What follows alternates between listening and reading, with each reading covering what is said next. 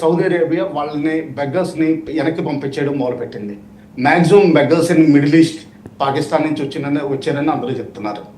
అలాగే యూకేలో కూడా మొత్తం ఏవి క్రైమ్ రేట్స్ ఉన్నాయో అన్ని పాకిస్తాన్కి అట్రిబ్యూట్ అవుతున్నాయి. అన్ని విధాలుగాను ఇంటర్నేషనల్గా కూడా ఐసోలేట్ అయిపోయింది. కేవలం చైనా ఏంటంటే అది వాళ్ళకి నిజంగా ఇష్టమై కాదు, కేవలం వన్ రోడ్ వన్ బెల్ట్ స్కీమ్లో దాదాపు $200 బిలియన్లు ఖర్చు పెట్టారు. దానివల్ల వాళ్ళు సపోర్ట్ చేయడానికి తప్పట్లేదు.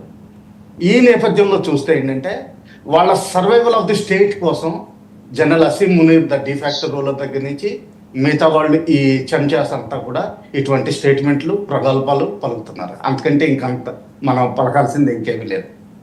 అంతే రైట్. అంటే ఆవిడ స్టేట్మెంట్ పక్కన పెడితే యాజ్ ఇట్ ఈస్గా సైన్యాధికారిగా నేను ఎప్పుడు అండి సైన్యంలో పనిచేసిన వాళ్ళు రిటైర్డ్ అని నేను అన్నండి. సైన్యమే, ఫౌజీలే వాళ్ళు టిల్ ది లాస్ట్ బ్రీత్ వాళ్ళు ఫౌజీలే, డాక్టర్స్ అయినా సైన్యమైనా. సో అందువల్ల మీరు కల్నల్గా మీరు చాలా సంఘటనలు దగ్గర నుంచి చూసుంటారు సరిహద్దుల్లో. అలా రెచ్చగొట్టే ప్రకటనలు సరే పార్లమెంట్ అంటే వాళ్ళు మీరు అన్నట్టు దేశ ప్రజల భావోద్వేగాలను రెచ్చగొట్టడానికి అని ఉంటారు. I believe from bottom